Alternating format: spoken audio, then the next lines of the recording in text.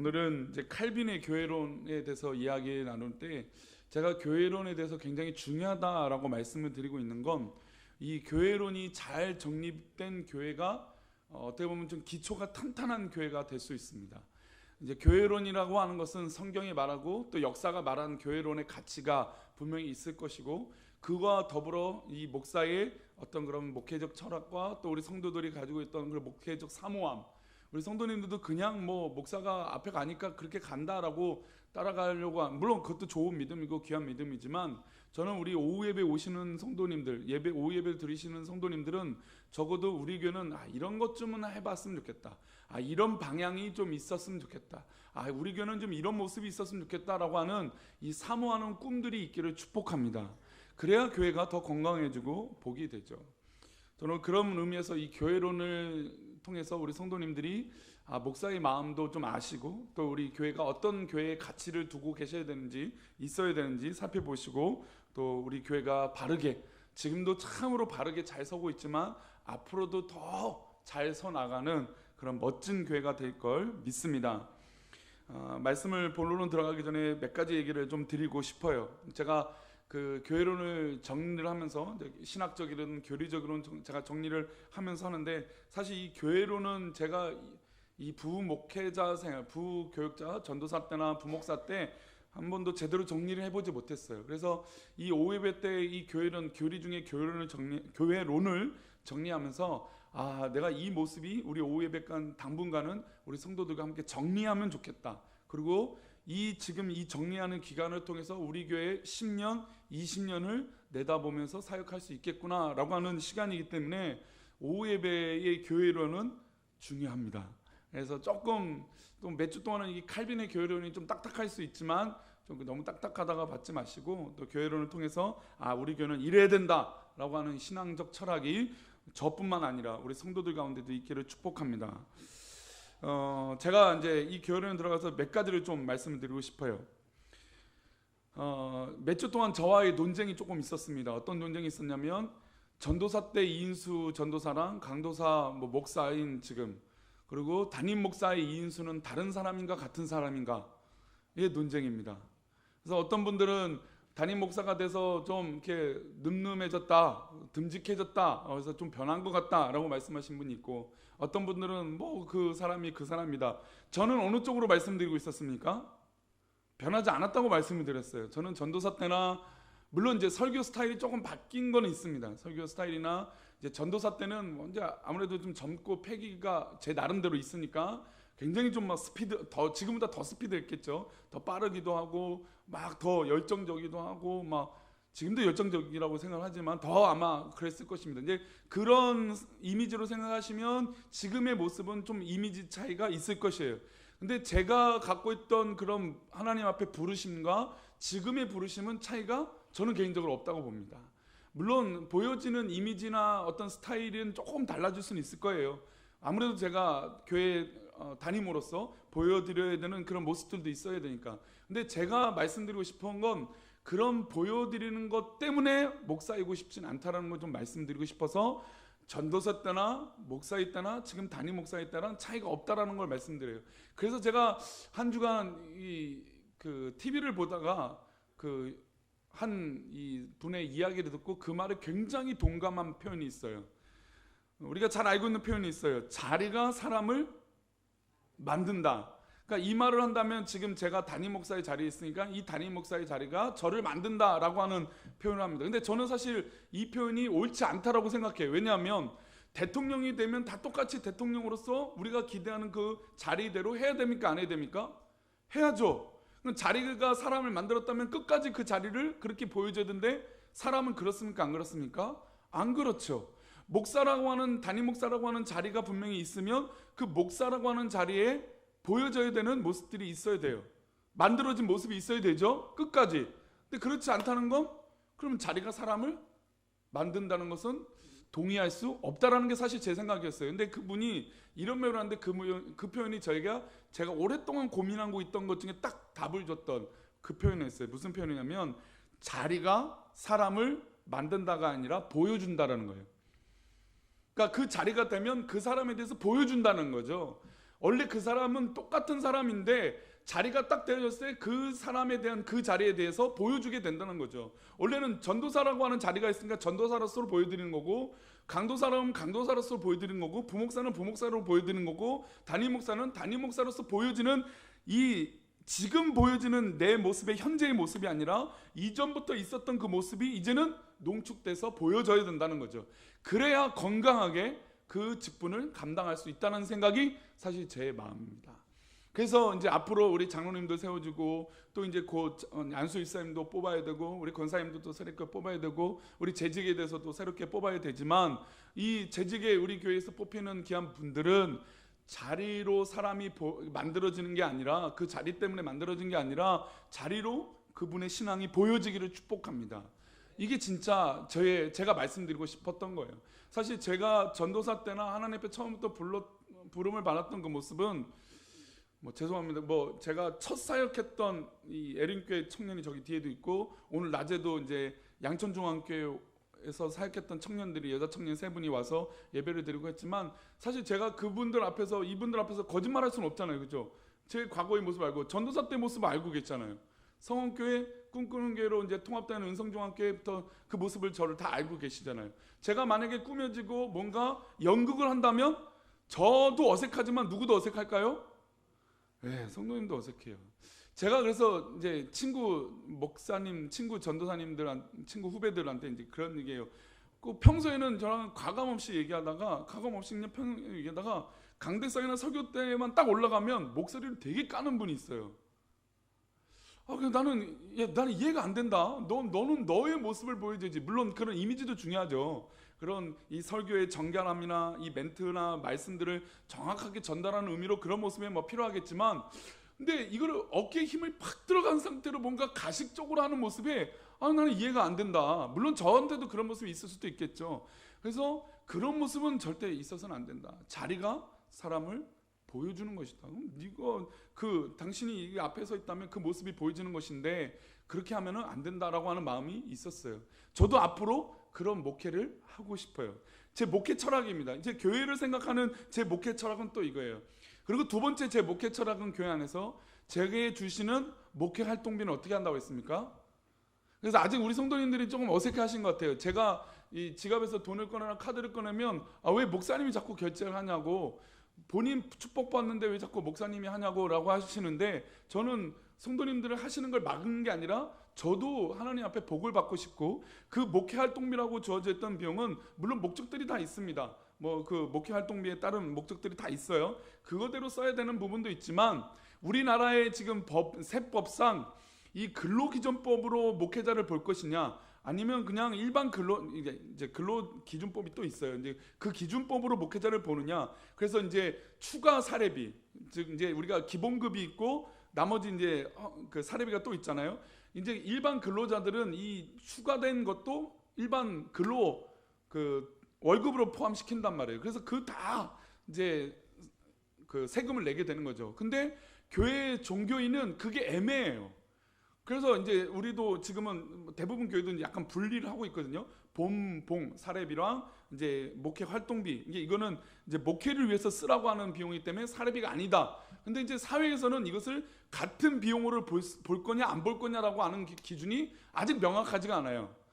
이제 이걸 제가 어떻게 정확히 아냐면, 오늘 대예배 때 드렸던 자매 둘이 세무소 관련된 일을 2명이나 하고 있기 때문에 그 청년이 둘이 정확히 알려준 거예요. 그래서 이게 이렇게 적용이 되기도 하고 적용이 안 될 수도 있는 애매함이 있다. 그래서 저는 본 사례비가 있고 그다음에 목회 활동비가 있으면, 이 목회 활동비는 지금은 저에게 목적이 조금 약간 불분명하기 때문에 우리 성도님과 함께 쓰고 싶다. 그래서 이 과자는 제가 산 겁니다. 대예배 때 말씀드리면 좀 안 믿으실 것 같아서 오후 예배 때는 그래도 마음 편하게 말씀드립니다. 제가 생각합니다. 제가 샀다고 자랑을 드린 게 아니라 성도님들이 주신 목회 활동비를 이렇게 쓰고 싶다라는 거예요. 그래서 다음 주에, 이거는 제 아내 의견입니다. 다음 주에 어버이 주일 때 왜요? 뭐라고 하셨어요? 아멘부터 하셨어요? 제가 무슨 얘기 하려고요? 이희성 집사님이 한턱 쏘시겠답니다. 네, 어버이 주일 때 그 목회 활동부의 또 일부에서 저는 성도들을 섬기고 싶어요. 그래서 어제 마침 수박이 들어와서 수박 몇 통을 좀 더 사서, 오늘은 보니까 제가 듣기로 뭐 사과즙도 있고 뭐 유산균 음료가 있다 그래서 오늘 다 하면 또 너무 과하니까 다음 주에 그걸 하면 좋겠다. 그리고 야외 우리 효도관광에서 이제 후원해 주신 비용들이 좀 많아서 그 비용이 좀 나와서 제 목회 활동 비용 좀 보태서 어른들을 섬기면 좋겠다. 이게 죄송하지만 제가 성도님들에게 칭찬받고 인정받고 싶은 부분은 맨 꼴찌의 의미예요. 사실 없다고 해도 저는 과언이 아닙니다. 저를 아시는 진짜 아는 분이 있다면 제가 그렇지 않다는 걸 아실 텐데, 뭐 저를 전부 다 아시는 걸 아니니까 그걸 가짜라고 말씀하실 수도 있으니까 다 인정하면 맨 꼴찌라고 하지만, 제가 하고 싶은 건 그게 저의 즐거움이에요. 근데 저희 부부는 저만 그러는 게 아니고 누구도 그래요. 사모도 그래요. 아니 요즘 사모가 더해요. 요즘 제가 말리고 있는데 이제 이 정도는 안 해도 돼, 괜찮아 하는데도 안 된다고. 당신 그러면 안 된다고. 그래서 알았다고. 근데 또 하고 나면 너무 기분이 좋아요. 너무 감사해요. 성도들을 사랑하고 섬길 수 있고, 제가 주일 이제 식사하고 나서 입냄새 나는, 밥 먹은 이 양치도 안 한, 이 헹구지도 않은 이 입냄새 나는 입을 가지고 그래도 그 시간에 성도들을 위해서 기도할 수 있으면 이게 제 행복이에요. 감사함이에요. 하나님 주신 건데 마음껏 해야죠. 제가 뭘 이걸 아낀다고, 뭐 그런 말도 있잖아요. 아끼면 뭐 돼요? 아끼면 뭐 돼요? 뭘 아껴요 이거 갖고, 그렇죠? 그럼 그렇게 즐거움도 없더라고요. 근데 그 연장선이, 제가 교회로는 이 얘기를 하고 싶어서 이제 이 말씀을 드리는데, 제가 이제 27년, 만약에 은퇴까지 27년을 이제 앞으로 본다, 26년 정도 본다 했을 때, 사실 한국 교회 대부분의 목회자들이 은퇴할 때 문제가 많이 발생됩니다. 물론 은퇴할 때쯤에서 실제적인 문제가 일어나기도 하지만, 이 노회에서 총회에서 정해놓은 은퇴 보장된 것들이 있어요. 은퇴비랑 또 이제 매달 주는 은퇴 생활비, 이게 있어요. 근데 사실 세상의 기준으로 보면 좀 많을 수 있어요. 그게 맞아요. 좀 많다고 할 수도 있어요. 아니면 좀 적다고 할 수도 있어요. 뭐 어떤 교회는 뭐 적다고 할 수도 있고, 어떤 교회는 그것이 너무 부담된다. 제가 그 직전교회 해림교회에서 담임 목사 청빙으로 넣었던 한 교회는 이 문제 때문에 두 파로 나눠졌어요. 원로 목사님을 제대로 대우해줘야 된다, 안 해줘야 된다. 그거 갖고 시끄러웠고 재판까지 가고 막 소송까지 가고 지금도 시끄럽다는 얘기를 듣고 있어요. 그러니까 사실 아무리 잘 하려고 해도 대부분이 말년, 이 은퇴쯤에는 사실 죄송하지만 조금 어려움이 발생돼요. 이제 그것이 성도들이 생각할 때 가장 많이 생각하는 건 어떤 분야면 돈이죠. 아무래도 돈에 관련된 부분이 가장 많이 서로에게 좀 부딪힘이 생겨요. 그래서 저는 지금부터 준비하고 싶어요. 어떤 준비냐? 꿈꾸는 교회 이인수 목사는 이 목회 활동비만큼은 성도들을 위해서, 이렇게까지 이제 얘기했으니 큰일 났습니다. 이제 이 책임을 져야죠. 목회 활동비만큼은 성도들을 위해서 나누고 사랑하는 것을 보여줘서, 성도들이 나중에 제가 은퇴할 때쯤 됐을 때, 이인수 목사 욕심 부리는 목사다라고 하는 소리 안 듣고 싶은 목사가 되고 싶어요. 예. 근데 죄송하지만 한국교회 100이면 95개 교회 이상 그래요. 왜냐하면 쉽지 않거든요. 쉬운 부분이 아니에요.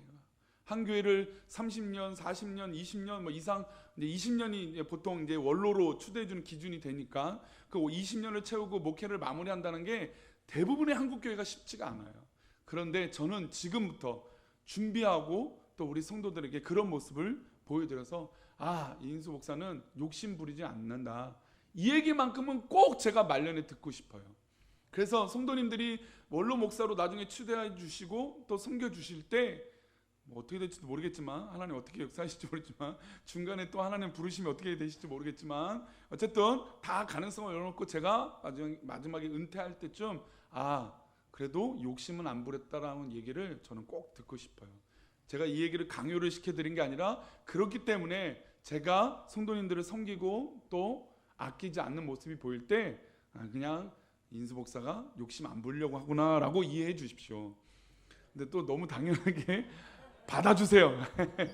반전인데 이해 못하실 것 같은데, 그냥 당연히 받아주세요. 당연히 받아주시면 돼요. 제가 그거 아이고 뭐 함부로 하신다, 절대 그렇게 생각 안 해요. 저희 부부의 즐거움이니까. 우리 교회 목사의 목회 교회로는 바로 이것입니다. 그리고 이제 한 가지 또 정리하고 싶은 얘기가 이거예요. 제가 이제 한두 번 이 얘기를 드렸습니다. 예배를 나와서 목사를 바라보지 말고 하나님을 바라보십시오라고 했습니다. 이 얘기가 맞을까요? 틀릴까요? 맞기도 하고 틀리기도 한 얘기입니다, 사실은. 근데 제가 목사를 바라보지 말라고 하는 부분은, 예배 때 목사를 바라보지 말라고 하는 부분은 하나님 앞에 성도님 스스로 더 하나님 앞에 붙들림 받으라고 하는 측면이에요. 그런데 예배는 누가 가장 앞에 서 있어요? 목사가 앞에 서 있잖아요. 그러면 성도님들은 어쩔 수 없이 누구를 봐요? 목사를 볼 수밖에 없어요. 그러면 제가 이 얘기를 드리는 건 목사를 바라보지 말고 하나님을 바라보세요라고 하는 것은 목사의 책임을 지지 않고 하나님만 바라보세요라고 하는 측면은 아닙니다. 그러니까 무책임하게 제가 여기에 서서 아이고 저를 바라보지 마시고 하나님만 바라보세요라고 하는 측면이 아니라 이 예배의 주인은 하나님이시니까 진짜 하나님이 붙들림 받으시라는 것이고, 반면에 목사로서 저도 책임을 다해야 된다는 의미로 사실은 제가 말씀을 드리지 않았지만 오늘 교회론을 얘기하면서 드리고 싶은 이야기예요. 목사로서 목사의 책임을 다해야 되죠. 왜냐하면 성도님들이 이 강단에서 얘기하는 목사의 얘기를 듣고 방향을 듣고 계시기 때문에 목사가 그걸 그렇게 말하는 것을 얼마나 잘하고 있는지 그렇게 판단하지 않으려고도 느낍니까? 안 느낍니까? 느껴져요. 성도님들이 생각이 있으시고 판단이 있으시고 바라봄이 있고 다 건강하게 지금 이렇게 예배를 드리고 계시는데 못 보시겠습니까? 다 보세요. 저걸 억지로 하고 있는 것인지, 저거를 가짜로 하고 있는 것인지, 아니면 말로만 사랑한다는 것인지 다 느껴요. 그 말에 저는 책임을 져야 됩니다. 그런 의미에서 예배 시간에 목사를 바라보는 것도 맞는 의미가 있어요. 바라보지 않는 것도 맞는 말이지만 바라보는 것도 맞는 말이에요. 근데 이제 우리 성도님들도 목사가 이렇게 노력하면 누구도 그렇게 노력해야 될까요? 죄송하지만 성도님들도 이제 노력하셔야 돼요. 성도님들도 이전에는 그냥 예배를 드리고 안 드리고, 예배를 드리면 복 받고 안 드리면 아유 안 될 것 같은 이런 요기에서 이제는 진짜 하나님 앞에 붙들림 받아서 예배를 드리고, 목사와 더불어서 우리 교회가 건강해지는 것이 어떤 것인지 이제 성도님들도 스스로 건강해지셔야 돼요. 아멘. 건강한 영적인 믿음으로 그렇게 살아가시는 우리 성도님 되시를 축복합니다. 이런 이제 기반적인 것들을 이제 오늘 이제 교회를 통해서 계속해서 저는 성도님들과 정립하고 이야기를 나눌 거예요. 그래서 이야기들을 잘 기억하시고 이제 오늘 예배에 참석하지 않은 대예배 때 나오셨거나 또 우리가 교제하고 있는 성도들에게 우리 교회는 이런 교회야. 그러니까 목사가 그런 교회가라고 말씀하신 게 아니라 우리 꿈꾸는 교회는 이런 교회야라고 얘기하셔야 돼요. 우리 교회는 이제 그런 거 안 하는 교회야. 우리 교회는 이렇게 하는 교회야. 우리 교회는 괜찮아. 이제 최근에 이제 가끔 커피숍을 가거나 식당을 가게 되면 이제 가끔 놀라시는 경우가 그거 있어요. 식당에 가면 제가 커피를 치우거든요. 셀프 식당을 가면 제가 셀프 그 그릇들을 치우거든요. 어른들 거 다 모아서 이렇게 치우기도 하고 그래요. 아직 저랑 그렇게 식사를 못 하신 분들은 이인수 목사님 나를 빼놨네. 그러니까 얼른 저한테 연락하세요. 제가 몇 달 전부터 연락하라고 그렇게 말씀을 드렸는데 연락을 안 하시더라고요. 꼭 연락하세요. 싫으세요? 연락하셔서 제 모습이 진짜인지 가짜인지 보세요. 그래서 제가 그렇게 하는데 꼭 그 얘기를 하세요. 아이고 내가 치워야 되는데. 죄송하지만 그러면서도 잘 앉아 계세요. 아유 목사님이 자꾸 치우네 그러면서도 잘 앉아 계시더라고요. 제가 여태까지 한 6달 동안 일어서신 분은 별로 못 본 것 같아요.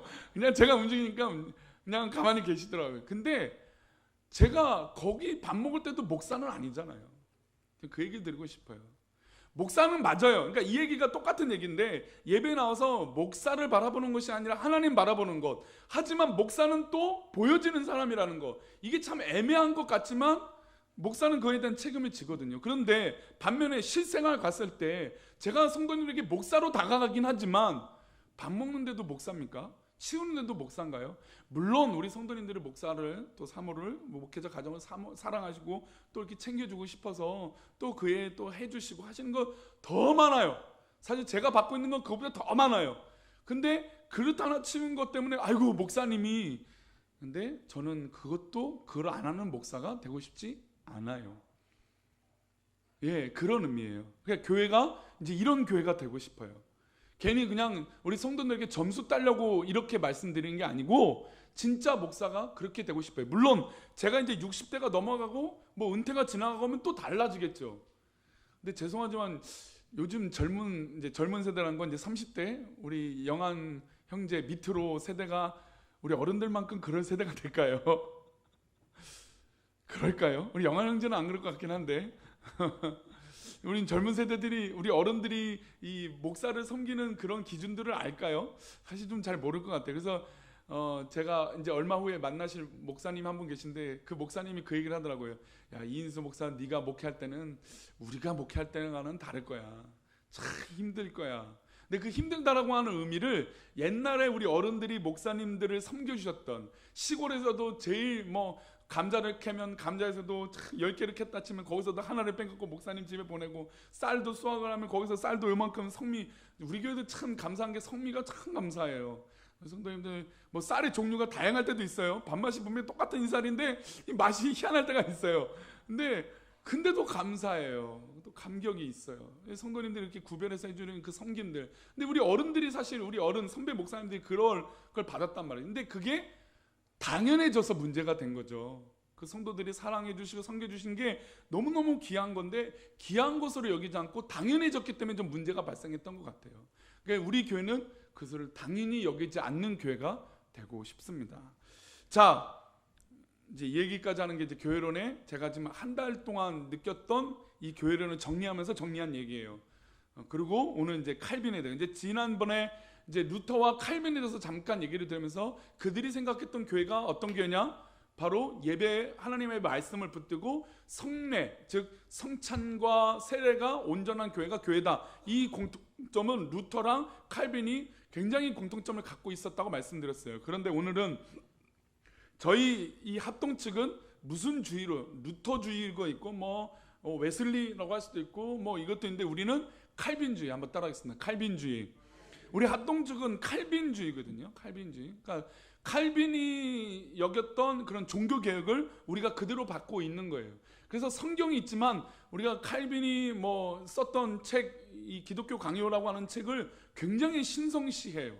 그래서 이 책에 기록된 이 칼빈의 내용들이 거의 성경과 뭐 거의 동일한 것만큼 뭐 똑같지는 않지만 동일하게 여길 만큼 굉장히 귀하게 여깁니다. 그래서 우리 합동 측은 무슨 주의라고요? 칼빈주의에서 뭐 루터란도 있고 웨슬리 뭐 감리교 뭐 성결교 침례교 뭐 이런 것들 물론 이제 우리 기독교 우리 합동 측 안에서도 뭐 여러 교파가 있죠. 뭐 고신 측도 있고 뭐 합신도 있고 뭐 여러 가지 사회인데 우리는 합동 우리 합동이라고 하죠. 우리 합동은 칼빈주의를 그대로 받고 있습니다. 그래서 오늘은 칼빈 다음 주까지 칼빈에 대해서 잠깐 얘기를 하고 싶어요. 자, 칼빈은 누가 뭐라고 해도 교회의 선생이었습니다.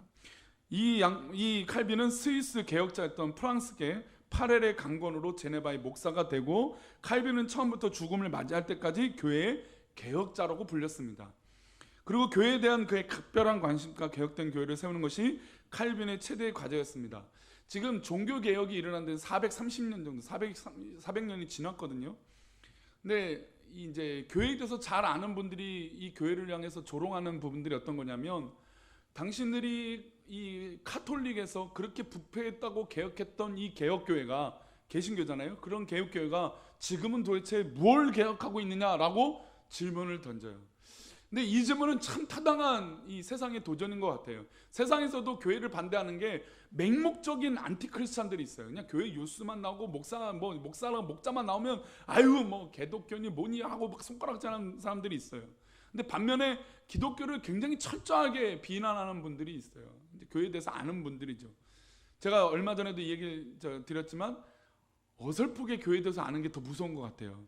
차라리 모르고 그냥 안티크리스찬을 그러는데 제대로 알지도 못하면서 그냥 약간 꼬아서 얘기하는 이 비기독교인들이 더 무서운 존재들이 아닌가 막 그런 생각이 들어요. 어쨌든 그 말은 조금 일리가 있어요. 400년 전에 종교개혁 즉 부패했던 로마 교회에 대해서 반대하고 개혁했던 교회가 지금은 오히려 세상에 물들은 교회가 된 것이 아니냐 라고 하는 이야기들이 들 때 우리가 칼빈주의, 즉 루터가 개혁했던 것, 칼빈이 개혁했던 이 개혁의 마음을 우리가 지금도 생각하는 것은 참으로 중요하다. 왜냐하면 이 기초가 잘 다졌을 때 우리 교회가 좀 더 건강한 교회가 될 줄 믿습니다.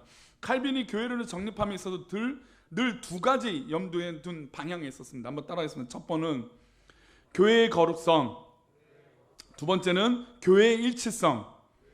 그러니까 칼빈이 교회를 개혁하고 교회론을 세우는데 정확하게 두 가지로 가장 큰 이 핵심을 말한다면, 첫 번째는 교회는 거룩함이 있다. 그래서 제가 이 거룩함을 얘기했을 때 교회의 머리가 되신 분이 있다고 했습니다. 교회의 머리는 누구십니까? 예수 그리스도입니다. 그래서 교회가 거룩한 것이에요. 교회의 주인은 예수 그리스도이시기 때문에 거룩한 것입니다. 그리고 그곳에 속하였던 우리는 예수님을 따라 닮기 때문에 거룩한 것이에요. 그래서 이 거룩성은 교회가 훼손돼서는 안 됩니다. 교회는 누구의 교회도 아니고 어떤 존재의 교회도 아니고 오직 예수 그리스도의 교회요, 예수 그리스도의 존재인 줄 믿습니다. 그 다음에 두 번째는 교회의 일치성이에요. 하나됨이 있어야 된다는 거예요. 연합함이 있어야 된다는 것입니다. 칼빈의 교회로는 매우 전통적인 어거스틴, 아마 아실 거예요. 어거스틴 한번 좀 들어보실 거예요. 성 어거스틴의 교회론을 따르고 고수하고 있습니다. 그러니까 칼빈이 막 갑자기 430년 전에, 약 400년 전에 막 딱 하고 나온 게 아니고, 이 초대 교회부터 어거스틴, 칼케돈, 모든 이 종교 회의, 이 모든 것들이 겹쳐서 잘 정리된 것들을 어떻게 보면 또 집대성에서 정리한 사람이 칼빈이라고 할 수 있습니다. 자, 그러면 기독교 교회의 정리가 어떤 일인지 한번 보겠습니다. 우리 한번, 제가 이걸 떠나는지 모르겠네. 하나님께서 우리를 그리스도의 공동체로 이끌고 그것에 우리를 붙들어 주시는 외적인 수단 또는 보조 장치가 바로 있습니다. 우리 한번 읽어볼까요? 시작. 하나님께서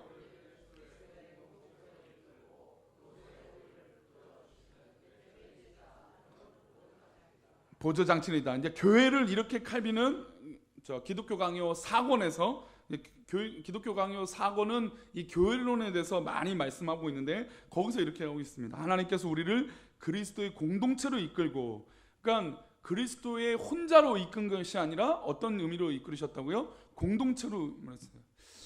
그래서 요즘 우리 성도님들이, 제가 사실 무서워요. 우리 성도들이 무서워요. 어떤 의미냐면, 이렇게 자원하는 모습이, 예배를 사모하는 모습이, 기도를 그대로 받아들이는 모습이, 말씀이 제가 뭔가 또 부족한 모습이 있었는데 그 말씀을 그대로 받아들이는 모습이, 정말 놀랍고 귀하다. 그래서 무섭다. 그래서 제가 멈추면 안 되겠구나. 이거는 내가 하는 게 아니라 진짜 하나님 하시는구나 하는 것을 더욱더 느껴요. 우리 공동체가 그렇게 더 건강해질 줄 믿습니다. 이런 공동체로 이끌어 주셨다는 거죠. 우리를 하나님께서 이끌어 주신 거예요. 그러니까 우리 꿈꾸는 교회에 계신다는 것 자체만으로 어떤 의미인 것입니까? 하나님의 무엇이 있습니까? 부르심이 있다는 거예요. 한번 따라해서, 나는 하나님의 계획으로 부르심을 받은 사람이다. 예, 교회는 하나님의 계획으로 부르심을 받은 사람들이 모여 있는 것입니다. 그래서 이 교회, 이 종교의 자유라고 하는 우리 큰 헌법에 쓸 때 이 모임, 이 회중, 이 교회 안은 특별한 의미가 있었습니다. 그래서 우리가 70년대, 80년대 민주화 항쟁하면서 만약에 위기가 생기면 성도들이 어디로 갔습니까? 시위대들이 교회를 가거나 성당으로 갔습니다. 우리가 알다시피 성당이 유명한 성당들이 있으니까 성당에 많이 가셨다고 생각하지만 아닙니다. 성당만큼 교회도 많이 갔습니다. 교회에서 들어와서 회의도 하고 준비도 하고 수많은 교회에서 그런 역할들을 감당했습니다. 왜 그럴까요? 공권력이 교회 안에 들어오지 못합니다. 그만큼 예배가 그런 성스럽고 거룩함이 있기 때문인 것이죠. 그곳에 우리를 붙들어 주신 외적인 수단 또는 보조 장치들이 있다는 거예요. 그러니까 교회로 말미암아 우리에게 은혜를 주시는 외적인 수단들이 있다는 것이죠. 성도들끼리 교제하고, 또 내가 하나님 앞에 예배하고, 내가 하나님 앞에 찬양하고, 이런 것들을 통해서 우리를 교회의 성도로서 하나 되게 만들어 주신 것이 바로 교회다라고 말씀하고 있습니다. 우리 두 번째 읽어볼까요? 칼빈은 읽어보겠습니다. 시작. 신자들이 처음 그리스도를 믿어 양육을 받아야 할 때뿐 아니라 성숙한 성도가 되어서도 교회가 그 역할이 있다고 말한다. 그러니까 여기 부분은 양육과 그 다음에 역할을 말하고 있습니다. 교회는 양육을 해야 됩니다.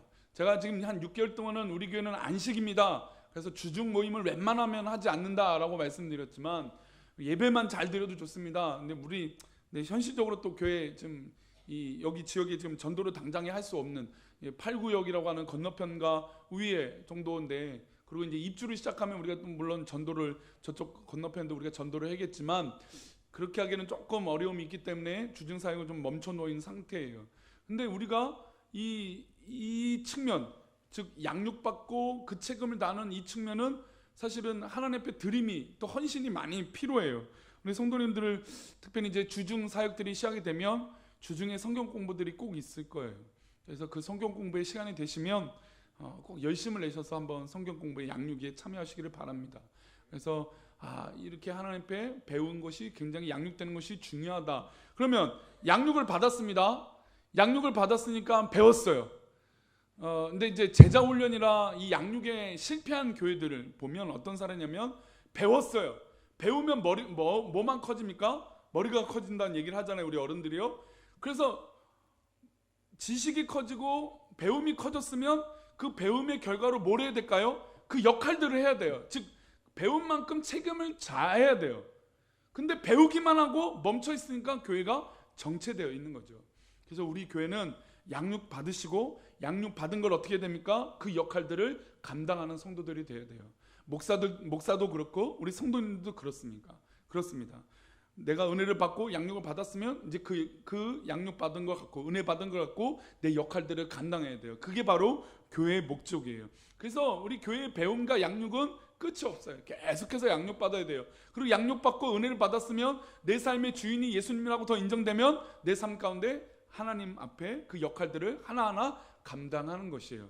지금은 어떤 특정 인물들만 좀 부각되어서 조금 우리 과중된 사역과 봉사를 하고 있다면 뭘 지금 과중됐다라고 스스로 생각들은 안 하실 거라고 전 믿지만, 근데 우리 모든 적어도 오예배 오신 분들은 적어도 나도 내가 교회 일을 해보자, 나도 열심히 한번 해보자 라고 하는 도전과 은혜가 있기를 축복합니다.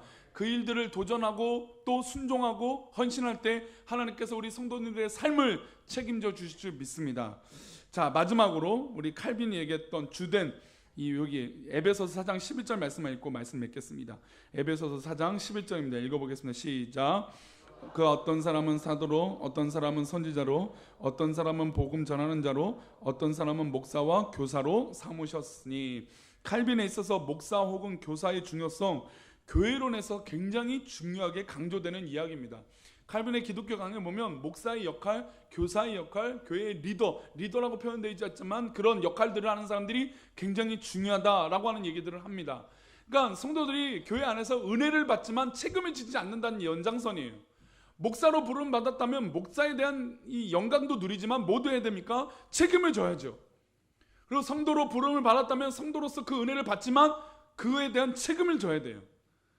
우리 교회가 건강해질 수 있는 비결은 바로 책임을 다하는 성도들이 늘어날 때 더 건강하게 될 줄 믿습니다. 우리 하나님 분명히 우리 성도들을 사랑하셔서 복 주실 거예요. 은혜 주실 거예요.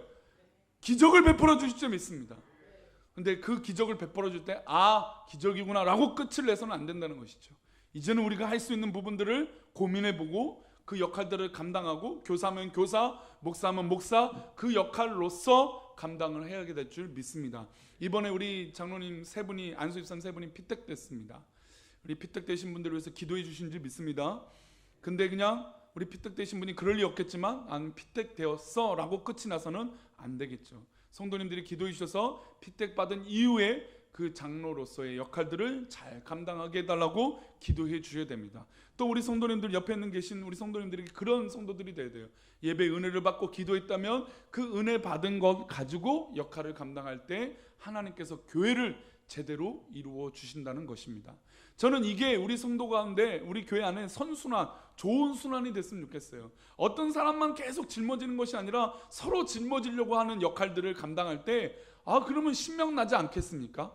행복하지 않겠습니까? 저는 우리 교회가 그런 교회가 되기를 축복합니다. 우리 이 시간 우리 힘차게 하나님 앞에 찬양하겠습니다. 할 수 있다 하신 이는 나의 능력 주 하나님.